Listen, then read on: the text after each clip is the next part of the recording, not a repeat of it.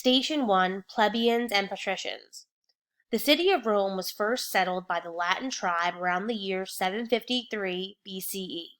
They instituted a monarchy and made Romulus their first king. Then, in 616 BCE, a more powerful tribe known as the Etruscans seized control of Rome. They would rule the city until 509 BCE, when the Roman people overthrew the last Etruscan king, Tarquin the Great. The Roman people then created a new form of government called a republic. This is a type of government where people elect representatives to make decisions for the community. However, while still under Etruscan rule, the Etruscans divided Roman society into two classes, a high class called the Patricians and a low class called the Plebians. The Plebians made up roughly 95% of the population, meaning many in Latin. The plebs served as peasants, laborers, and craftsmen. They were also required to pay taxes and serve in the military.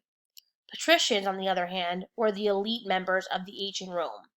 While only 5% of the population, they were given the best land and often advised the Etruscan kings.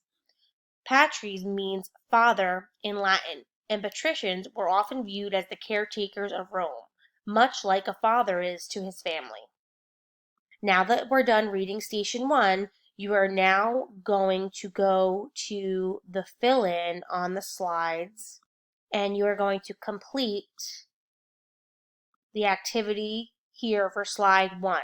You can directly select your cursor where the lines are to type.